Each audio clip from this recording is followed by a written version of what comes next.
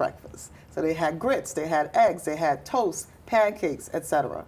And what they noticed is that that increased the educational outcome for those students. So therefore, it became so popular.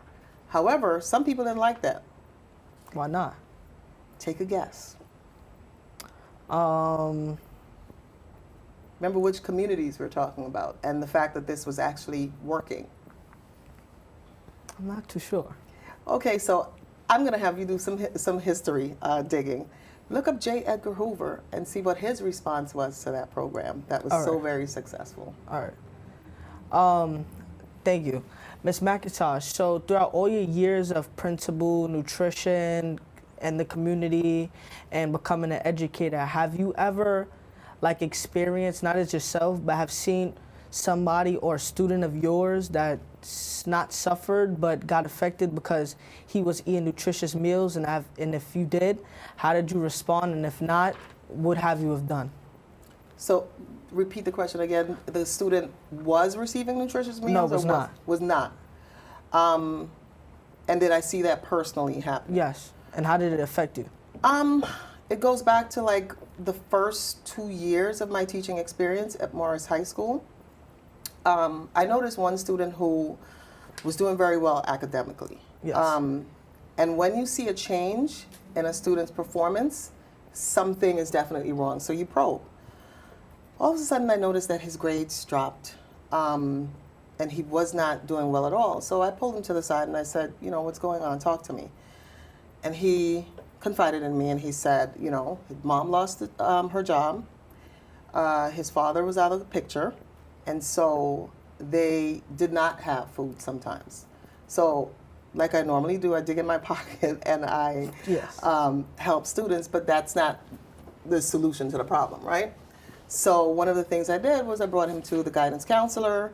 We looked for ways to support the family in order to improve their financial situation, and it helped in the long run. That student graduated in the top 10 of that class, by the way. Oh, that is glad to hear. So I feel like, honestly, based off our interview today, that every school deserves a principal like you. And I would like to say thank you for coming out to see how Julie Lynn Productions rolls in the media field, and we'll be right back. Thank you. Shoundel McIntosh is currently the principal of Bronx Theater High School, located on the John F. Kennedy campus. She was born in Guyana, South America, but New York has been her home since immigrating at the age of 10. The education of youths has been her mission and passion. Although her roots in education began with teaching developmentally disabled adults, 25 of her 27 years in education have been in secondary education, grades 9 through 12. As a pedagogy, Ms. McIntosh taught health, biology, earth science, psychology, aerobics, environmental science, and epidemiology. Her epidemiology curriculum was also certified as a New York City Department of Education college prep course. In addition, Ms. McIntosh has been a dean, coordinator of student affairs, and was an assistant principal for 9 years.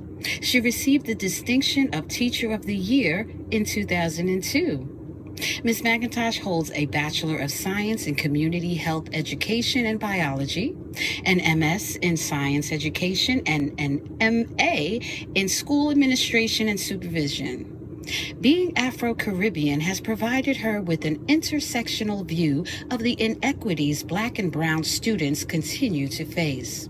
Her goal as an educational leader and agent of change is to be purposeful in guiding the trajectory of urban education by empowering and training children and teachers to assume leadership roles within and outside of the classroom.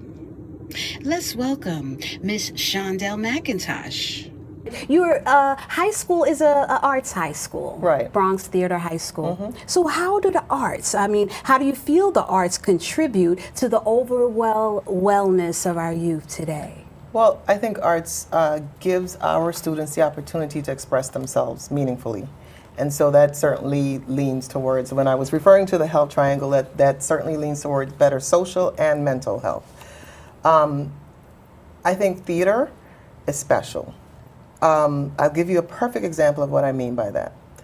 This past year, we had a 9th grade student who, he's amazing. So because of his experiences and certainly those of his peers, he decided to write a play about suicide.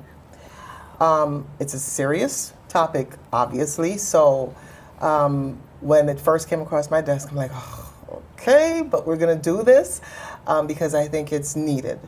And so the 9th grade created an ensemble, and usually 9th graders do not do ensembles. That's usually junior and senior ensemble. Right. And so it became an ensemble, and the performance was very well received by students, faculty, parents, etc. Wow. And during each performance, we had the school-based health clinicians, counselors, and our social worker be present at the end for talkbacks, so that students who might have some issues with the topic Right. would be able to express themselves. But this was a great way to raise awareness for suicide as a topic, and that's exactly what theater does. So that answers the question. It sure does. How amazing is that? The arts and education on with our youth and saving lives, really. So that's a blessing. And Ms. Justine Leonard, we are so happy to have you here. Can you just tell us a little bit about yourself? SYEP, Summer Youth Employment Program Coordinator. Well, it started when I was working at City College.